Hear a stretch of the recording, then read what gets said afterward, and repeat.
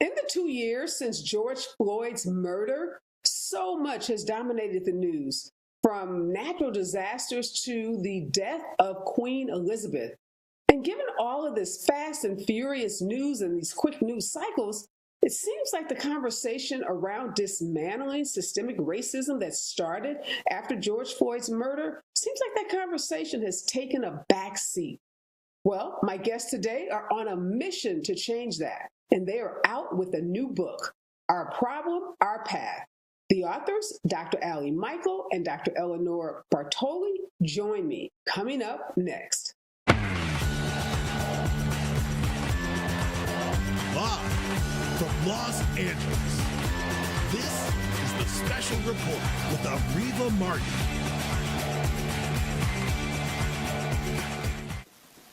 My guests today have issued an invitation to white people. Yes, this is an invitation to white people, and they happen to be white women themselves, but they are asking or inviting white people to join them on an anti-racist journey, a journey to talk about race with one another in ways that they believe will lead to systemic change.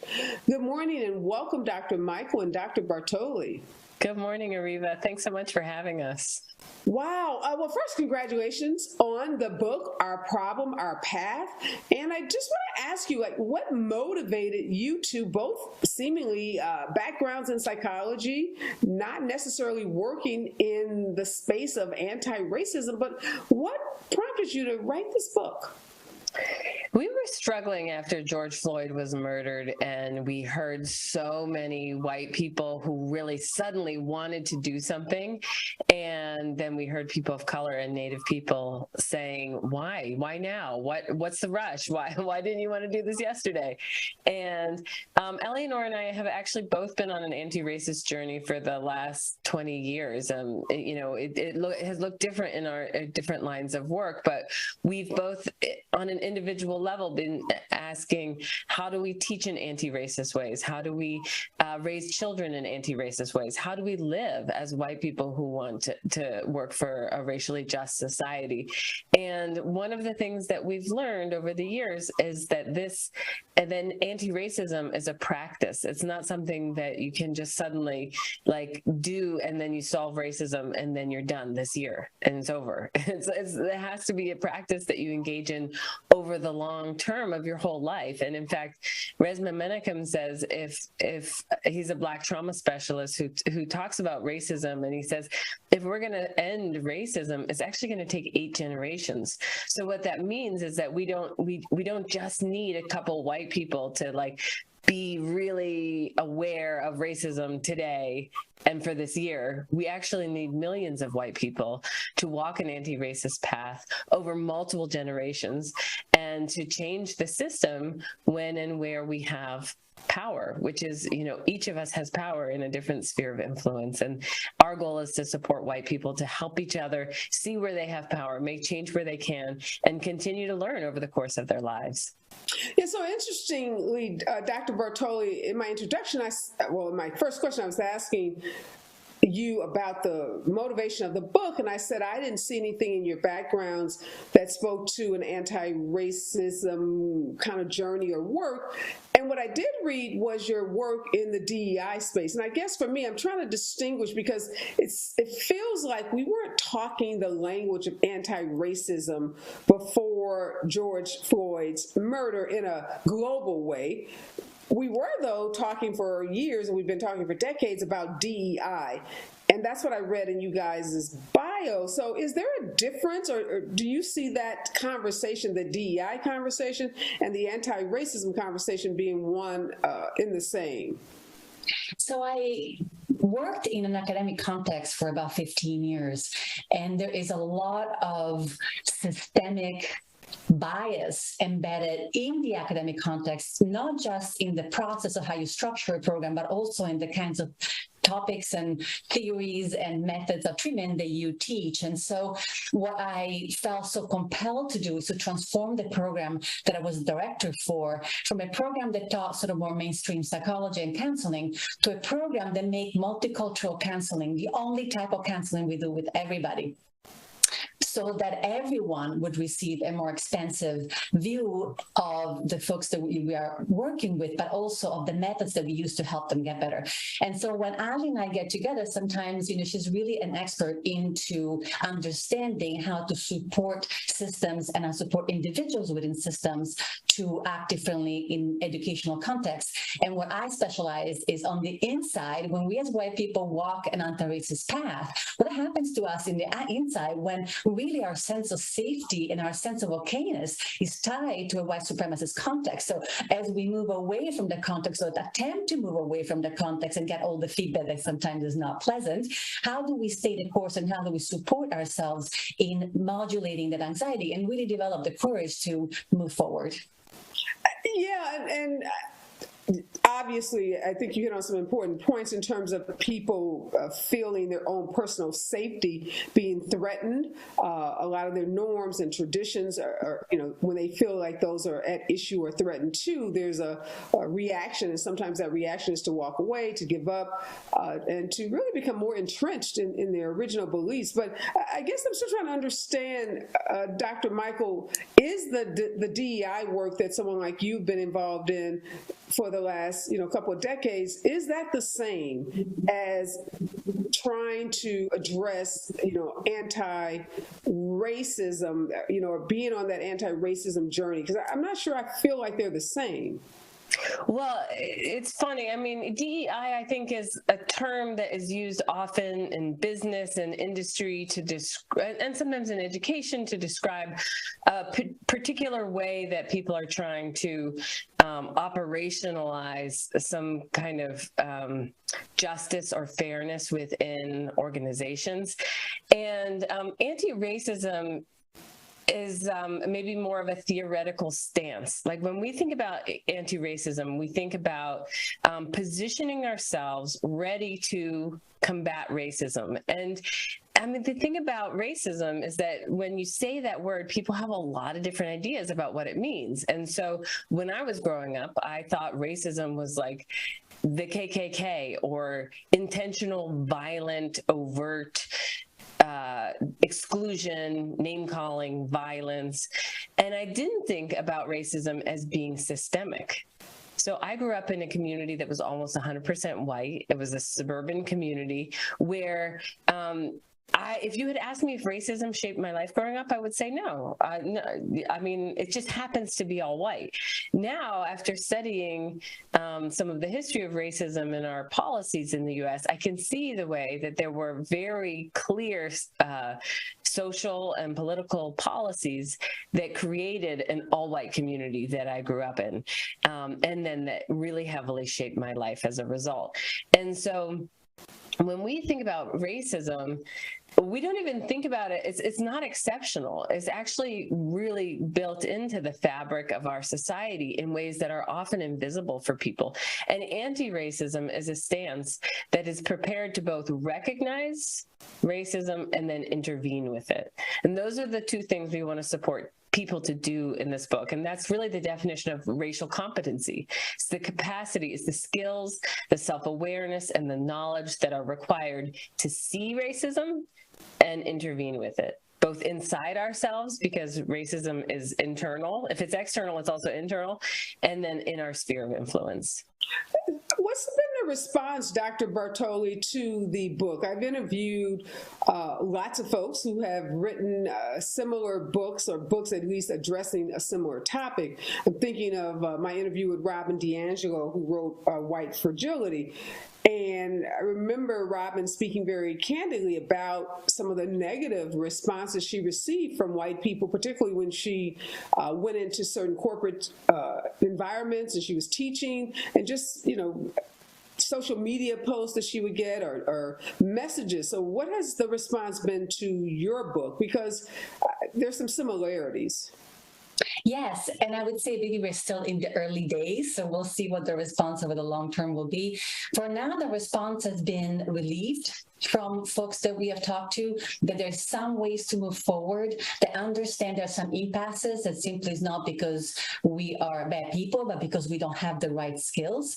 And it feels like just what Ali said at the beginning, after the murder of George Floyd, white folks wanted to move in and do something about it, but they felt very quickly paralyzed at confronting an enormous system that didn't know how to move in and move through and resist. And so in the last year, you see this fatigue that is built up and a sense of futility that is built up. And so this book is infusing that conversation with a sense of, yes, we can do it. And this is exactly how we can do it and move forward along the path.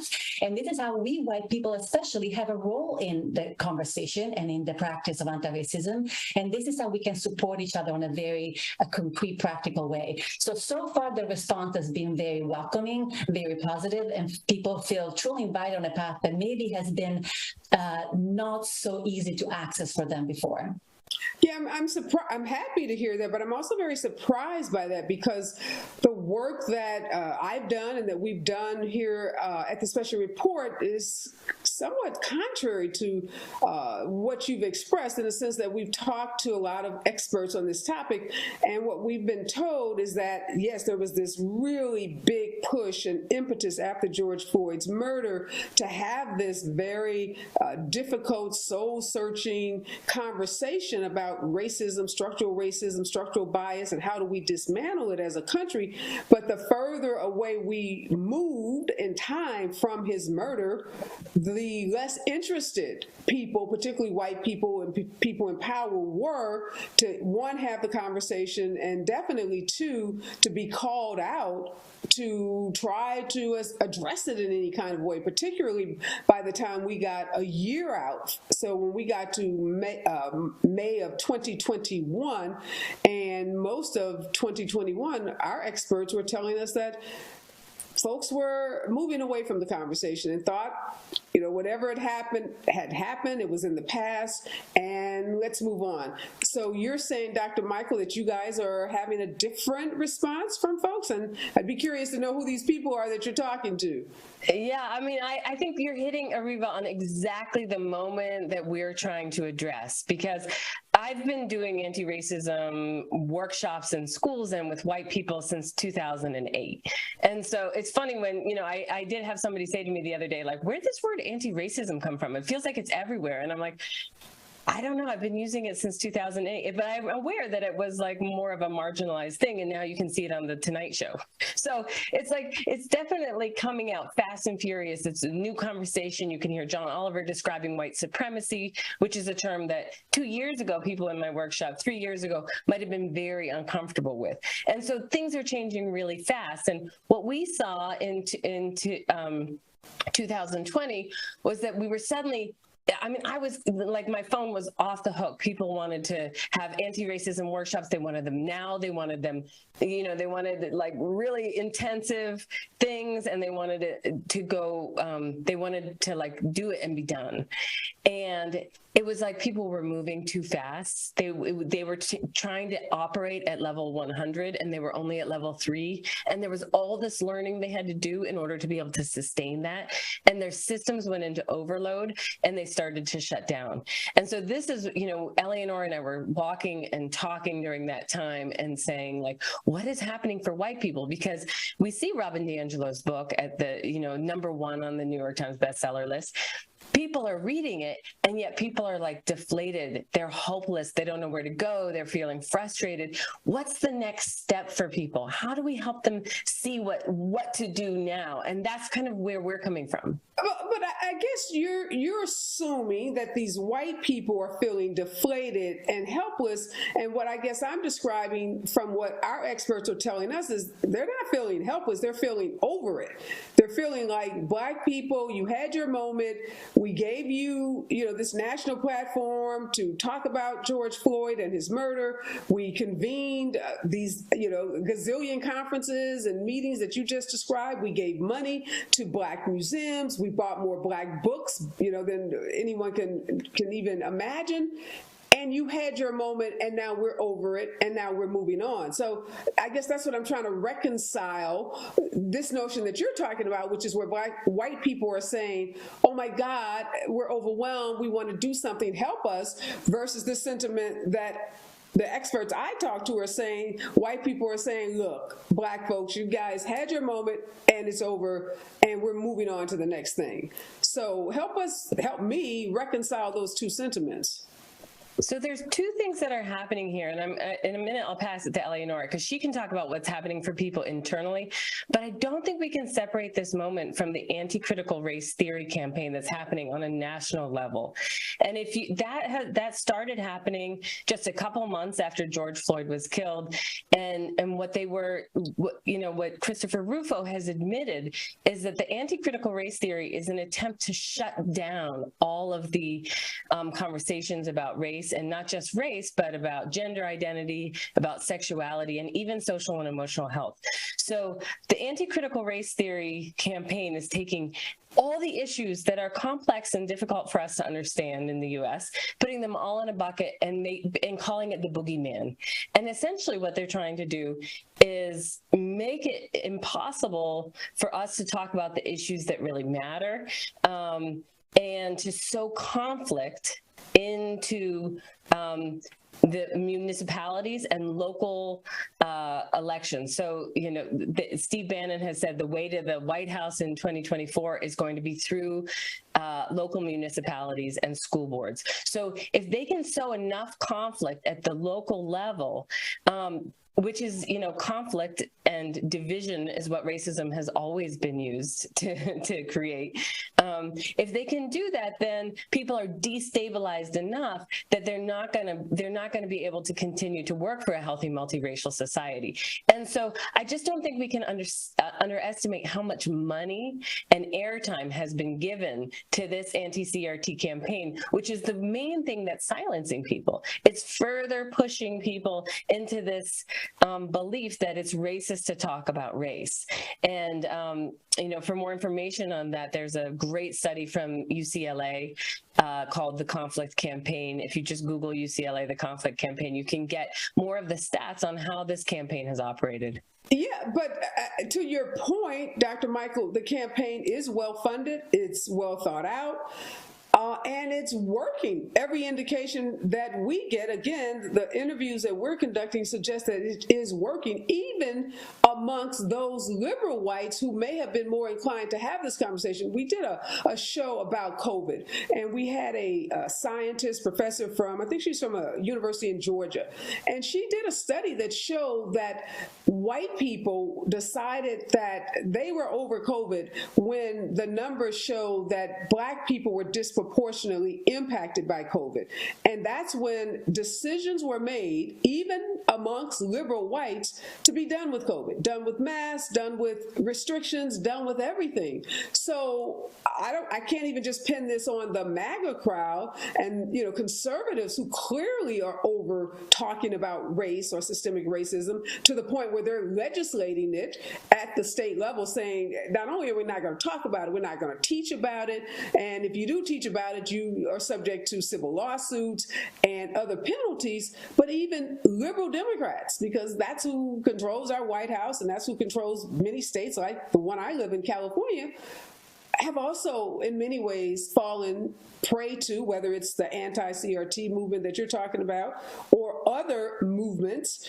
They are also acting in a way that suggests that they're over this whole conversation about racism. So again, and I know I keep asking the same question, but I'm just struggling to understand who are these people that you said are interested in going on this journey and feel deflated and want help, because all the folks we're talking to are saying they're not interested in help. They're done with it. They don't want to talk about race, and wherever Black people are, that's where they are. Wherever Latin people are, that's where they are.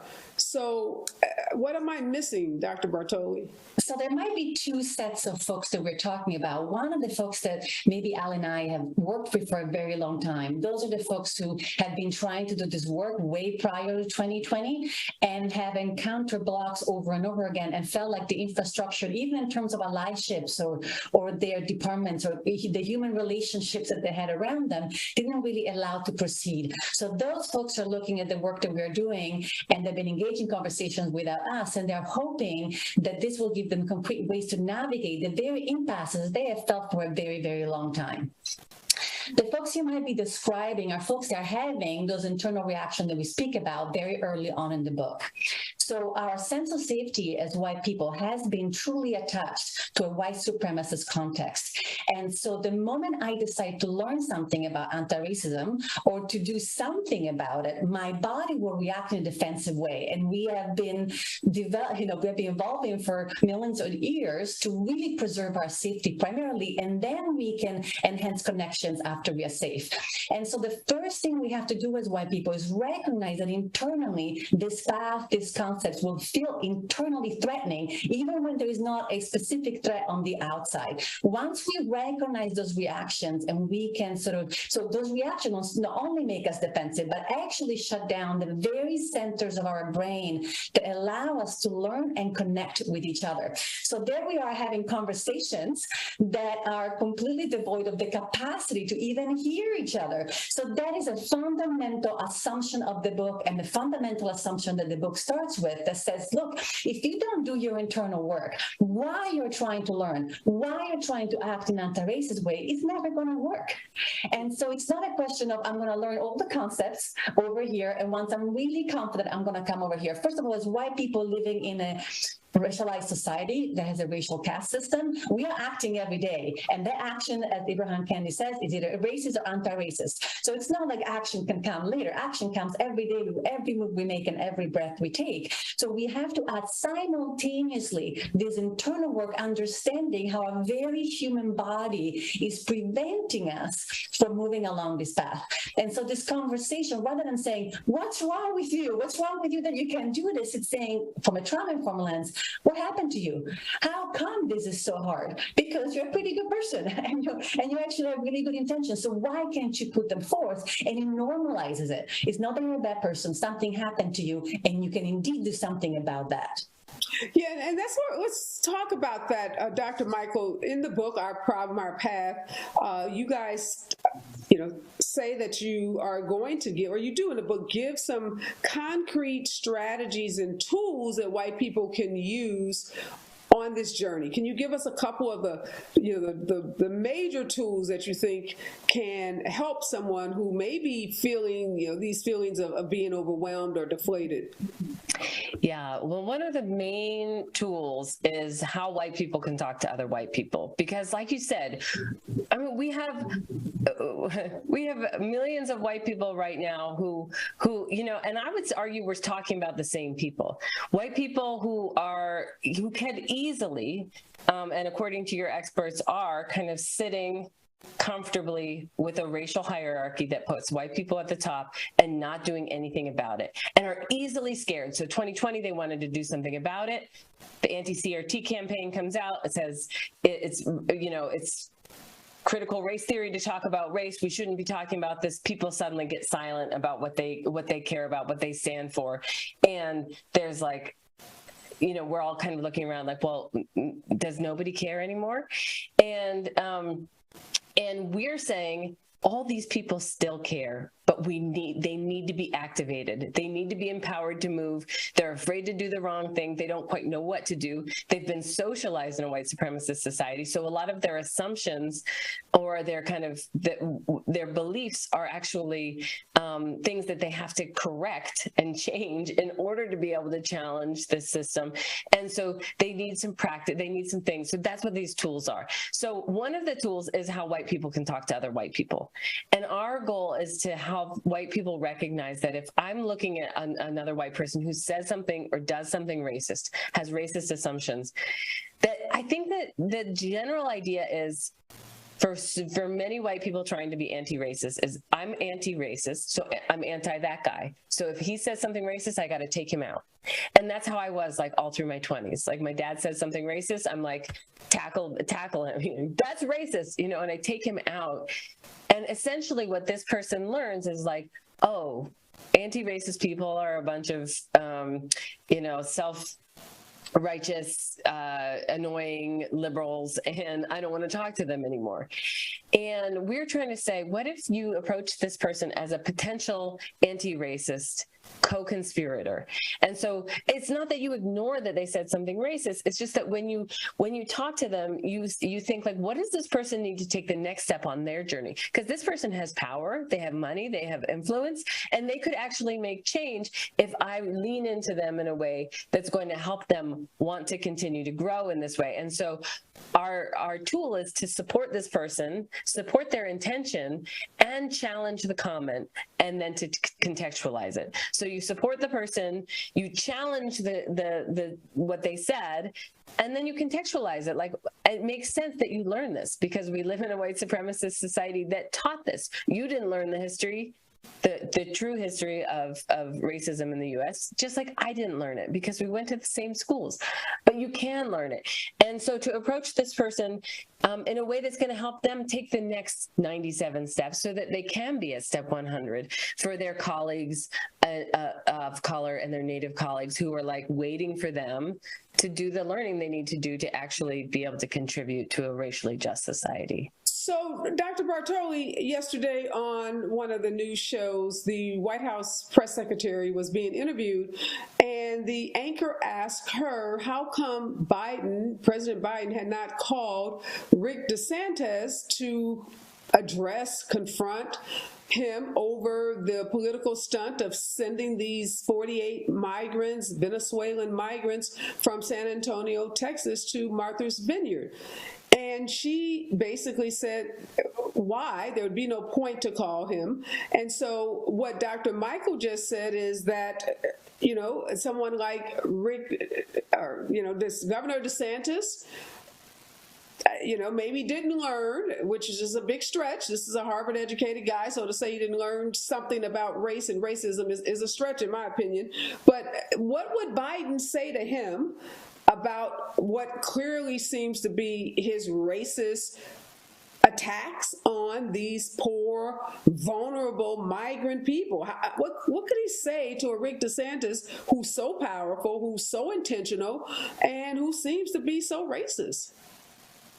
So the two things that I want to say first is that it would be interesting if the press secretary had leaned in perhaps differently into the question. So as soon as you get a attacking question, your whole system kind of stops in and you get defensive rather than trying to sort of lean in and perhaps say, hey, if I really understand the question, maybe there's a different way in which I could lean in, Biden could lean in DeSantis. So the other thing is we are talking about and other folks really speak very well about this. There are about 100% of the white people, and perhaps there are 20% up top that may not change their minds. And that's our book is probably not geared towards 20% who will not change their mind. They have no intention, no desire to learn something new. And then there's 20% of people that really are already on the path and already using these internal skills. They're moving through it, they're staying the course, they're resilient, they fall and recover, they expand their consciousness, and they implement new tools in their lives. And then you have the 60% of, I think, the ones that we're all kind of talking about. And those are the 60% that keep getting stuck. And they keep hearing this and believing it. And then they hear this and it makes them doubt. But then they bounce back here. And this is really who we're talking to. How do we take the 60% who are just wondering how to do this in their daily lives? There's one thing at the political level. Certainly there's a ton to do at the political level. But racism exists everywhere, in grocery stores, in schools, in places of worship, in hospitals, in restaurants. And so each one of us is needed actually in those spaces. If white people stop supporting white supremacy is going to have a hard time continuing. And so we have to be able to move through spaces in a different way. And that's where we can make a really great impact. Yeah, I want to go back to Dr. Michael, some of those practical tools and suggestions in the book, because one of the premises of the book is that if you can get enough white people, maybe the 60% that Dr. Bartoli is talking about, to join you in this anti-racist journey, it can lead to systemic change. What are the connect the dots for us in terms of what are the tools that an individual can use that can lead to this systemic change? And then I will talk about what that systemic change looks like for you. Well, the first thing to understand is that we live in a white supremacist society. And so white supremacy also lives in us. And so, like I said, I grew up in an almost all-white community. All-white communities in a multiracial society like ours don't happen by accident. All-white communities are intentionally designed for political and social ends, just,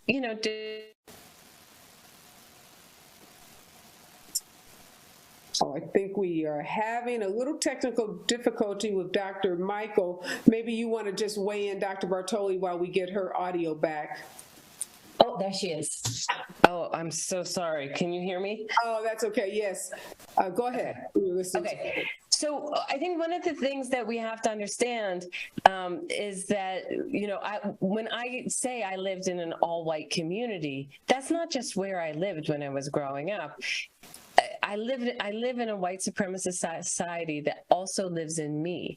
And so while I was surrounded by only white people, I also developed biases that made me think, white communities are safe. Black communities are unsafe. I lived 10 miles away from an almost all Black community, and we never interacted. And then I got all of this input from movies and the news and that fed stereotypes about Black people. Which made it harder for me to trust Black people, and that fed the biases that I acquired over years. So I can say, I want to be anti-racist, but if I'm not dealing with the biases and even just some of the lack of racial competency that come from growing up in an all-white space and not having to navigate racial stress or multiracial relationships, then I'm not going to be I'm going to bring that oppressiveness into my relationships with people of color and into my work in unconscious ways. So one of the first tools is really to do your own work, to examine your own biases and the ways in which your own early socialization impacted you. So we have 2 chapters, one on the racial socialization that white children usually receive from their families. So how white families are teaching their kids about race, or more often not teaching their kids about race. And then what we can be teaching kids, what we should be learning, and what each of us should be learning in order for us to be effective contributors to a multiracial community. And then the other big tool that we introduce is the idea of recognizing your own fight, flight, freeze response. That doing anything around race, working for racial justice in your neighborhood or in your school or in your workplace is going to require talking about race. For so many white people, the primary form of racial socialization we received was, don't talk about race. It's racists who talk about race. You should be colorblind. And so we learn this from people we love. I learned this from my parents. I learned this from my teachers. And so when I talk about race, I feel deeply ashamed. I feel embarrassed. I'm doing something I was taught not to do. And that feeling can be enough to stop me. It's why the anti-CRT campaign has been successful. It doesn't take much to stop people. And what we're recognizing is white people need a lot of support and encouragement to break out of that fight, flight, freeze response, to overcome some of their racial anxiety, and to stand up and take action anyway. And the thing is, we don't think people of color or Native people should have to be patient and wait. We don't think they should have to hold white people's hands or support them while they learn this stuff, because it's like, this is urgent stuff. And at the same time, white people, psychologically, I think a lot of white people, that middle 60%, are kind of up against their limit. They know they've been socialized in ways that are harmful and hurtful, and they don't know where to go with it. And we're trying to introduce a philosophy that's pushing people to just start taking action and then support each other when you get it wrong. Because, yeah, go ahead. I hear you, Dr. Michael, but a part of what I'm also hearing is, although you're saying people of color shouldn't have to be patient and shouldn't have to wait for white people to get this, but it sounds like we're saying, yeah, white people, it's been 400 years, it's been a long time, and we'll give you 8 generations more to figure this out. It's like, at what point do we just, I don't know that you need to go to Harvard or Yale or Princeton or anybody's college to figure this out. I mean, thank God for Google. Seems like you could just figure, I guess I'm not believing that the people that have not figured this out haven't figured it out because they haven't been given the tools to figure it out. I guess I'm not convinced that the people that don't get it, they don't get it because they're choosing not to get it. Where does that choice come into this equation, Dr. Bartoli? At what point do we say some of these people, and maybe it's more than that 20%, have made a conscious choice? Because as you said, Dr. Michael, some people may just be hearing the word or the concept of anti-racism, but people have been teaching about racism and discrimination in this country since there has been education in this country. So I think it's a little, I don't know, a little whitewashing of our history to suggest that white people have not been exposed to anti-racist concepts, even though they may not have been used, the words anti-racism have not been taught. So is it the case, Dr. Bartoli, that there just may be some people out there, and then more than that 20%, who understand this perfectly well and are just choosing because of their own sense of power, because of hierarchy? We were talking about the caste system in Britain. There's some people just want to stay on the top. They're just not interested in sharing power or conceding to any other group if it means them sacrificing what they have, be it their money, their privilege, their closed community, their country clubs, and everything else that they enjoy as a result of their white privilege. Yes, and I love the question because that's really the key to what my role as a psychologist is in this book. And the fact is our mind is designed in a very specific way. And our mind, I don't want to say plays tricks, it's designed to save us from certain emotions, from certain contexts. So in a context that programs us, so to speak, to think and feel a certain way, absolutely, our minds will find millions of reasons for us to not do it, millions. And so it's not, knowledge and intentions are beautiful. I am not putting them down. As you said, of course, there is some sense in which knowledge is important. A lot of knowledge is very accessible, at least at this point. And good intentions sometimes abound. But that's going to do absolutely nothing unless we manage our anxiety, emotional regulation, and we train for courage. So our physiology is really powerful, and it's really hard to understand how powerful it is. We think we can override it because we feel very, very good about our ability to control. Our ability to control our physiology is not that high. You have to train for it. So there are two main components to these tools that we're talking about. If you do not train for emotional regulation, and if you do not train for courage, there is no amount of knowledge and good intention that will get you there. And I'm a white woman, and I've been in a lot of spaces as a white woman, and white women, and I say that with a lot of compassion for myself, but we are renowned for talking a great talk and really getting, and then we get in the faculty meeting, right? I get in the faculty meeting, something is said, and I freeze, and I completely go blank. I don't intervene, I don't do anything, and then I come out of that meeting and I say, what in the world is wrong with me? I spent the last 10 years doing this. All these people relied on me to speak up in this meeting. And of course, I feel shame and blame and get stuck. And sometimes then I either decide that I'm just a bad person and can't do it, or I decide that I'm going to read one more book about anti-racism because that's got to do it, right? Maybe I just haven't gotten the one little kernel of knowledge that I needed. And when I hear Ali speak so eloquently, but all we could speak like Ali, everything would be just fine. And the truth is that's not the case. If you try to do this work on the outside without doing your work on the inside, it's an absolutely lost cause. And we know because we have been on that path and we have the knowledge, we have the good intention, and we still got stuck. So that's really how this book is different from the others. It tells you how what you have been done up to now is wonderful and is absolutely necessary, but not sufficient to move forward. So tell me the one or two things that are going to get people unstuck, because I still think I'm stuck, perhaps. So help me understand, what are those one or two internal things that you just described that we need to do? So in our fly, fight, freeze system, first of all, you have to recognize when it goes. And I give exercises for you to become really aware which one is your primary. When I said freeze, it's because I worked early on, I was much more fighting. And then sometimes I oh, if you can do it better, you do it. I just flight, I just give up. And then as I got better along the path and more skilled, I freeze. So first of all, I know when I freeze, something is happening. That is the physiological process. The fundamental skill, which is exceedingly simple and hard to do, to reopen those brain centers that open your capacity for empathy, for learning, for joining, and for connection, it's breathing. I know it sounds simple, but it is. There's not that many ways that we can get to the limbic system in our physiological system. That is one way. So the first thing is breathe. Second of all, lead with curiosity and just hold on. Sometimes doing less is more when it's time to listen and to learn. And then, if you need to process, that's why we white people can sort of support each other and hold each other's hands and emotions.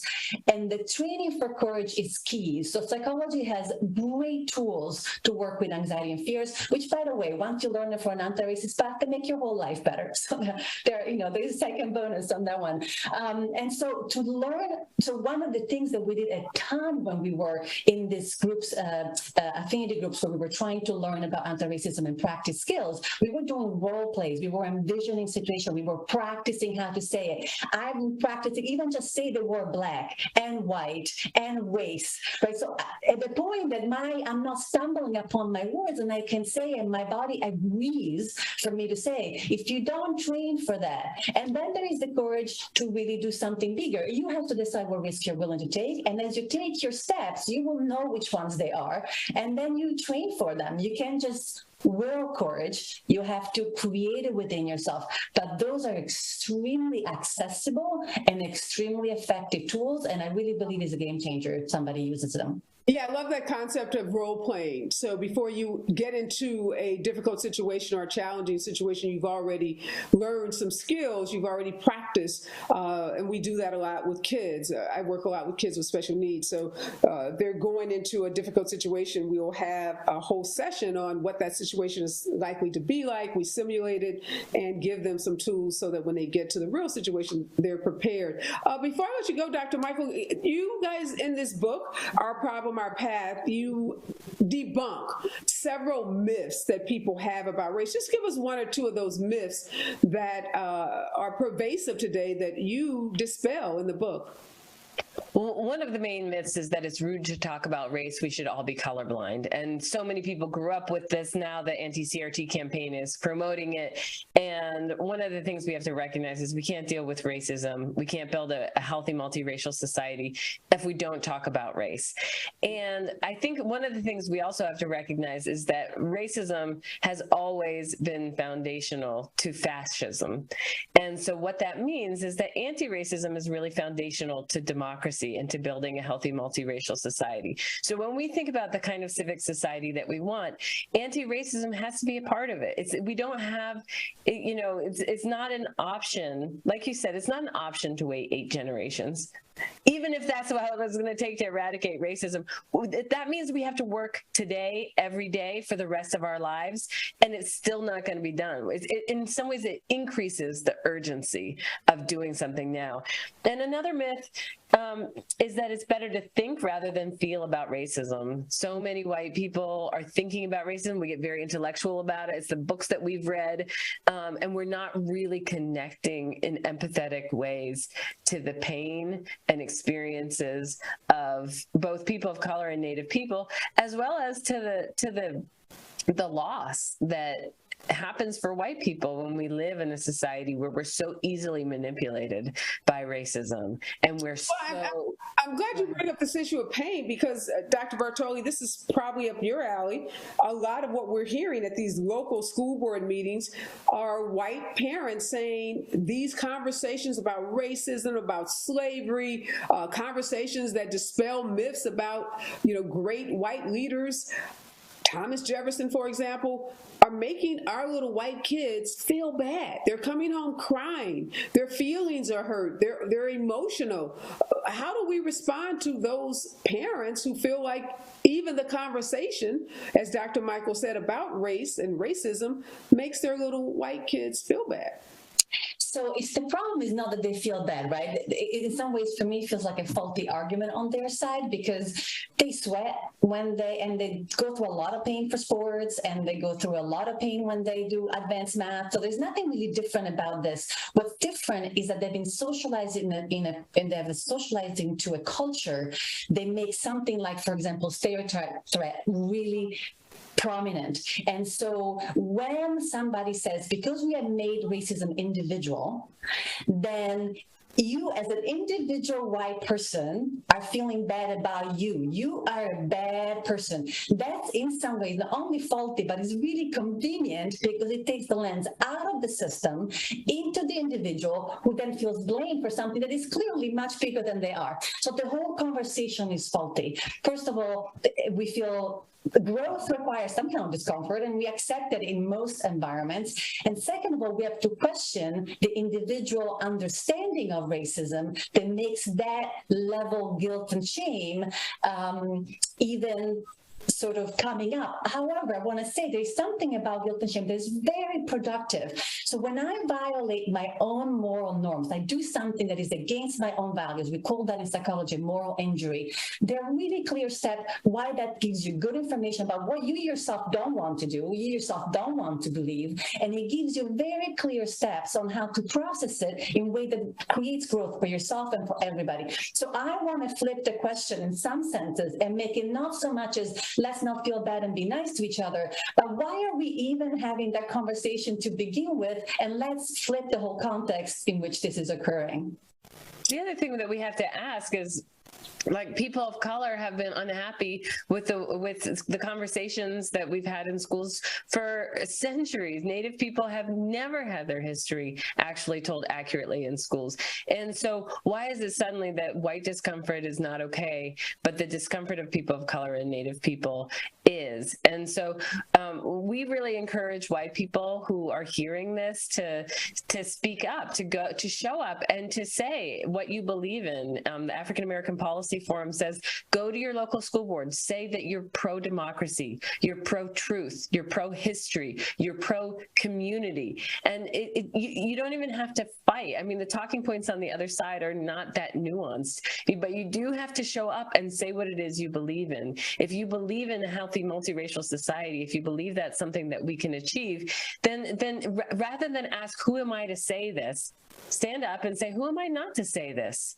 Democracy depends on it. Your community depends on it. Your family depends on it. And like Eleonora said, it might be a little uncomfortable, and that's okay, because that's how you know you're growing. Well, thank you so much. Again, the book is Our Problem, Our Path. Really applaud both of you for having the courage to step out and to step up and say something, and to try to encourage others in your community, others that you have an opportunity to interact with, to do the same. So best of luck to both of you. I hope the book is a smashing success. I can think of so many people that I want to give the book to who I think would benefit from it. And keep doing this work. It's really important work, and I really appreciate both of you. Thanks so much for your time, Areva. Thank you. Such good questions. Such good questions. All right, I want to thank the two authors, Dr. Michael and Dr. Bartoli, for writing Our Problem, Our Path. It took a lot of courage to write a book like this, particularly given that the country doesn't seem to be all that interested anymore in talking about dismantling systemic racism. I surely hope that their assumption is accurate, and that 60% of white people in this country really want to do the work of anti-racism, want the tools and strategies that they lay out in this book, Our Problem, Our Path. Because if you turn on the television on any given day, you pick up a newspaper, you go on social media, it surely doesn't feel that way. It does not feel like over 50% of white people in this country are interested in doing that work. It feels like, to me, that folks have moved on, and that they are not interested in at all in dismantling systemic racism or these structures that marginalize people of color. And I think that's being played out in some of the laws that are being passed in states throughout this country, laws to control women's bodies, laws to control what's taught in schools, laws that control even what people can say, like don't say gay. So there's so many actions that seem to suggest something different than the sentiments of folks really wanting to change our social classes, our race dynamics, our race relations in this country. But I could be wrong. And I have known occasionally to be wrong. And I hope this is one of those times when I am absolutely positively wrong. I hope these two authors are absolutely correct and that everyone will pick up, particularly the white people that they are inviting on this journey, this book, Our Problem, Our Path, and that they will take advantage of the tools and the strategies in this book and will do the work that will lead to systemic change. All right, my words to live by today are: be hopeful. That's a message from me. It's a message for you. Be hopeful. Be safe out there. And remember, we're all in this together.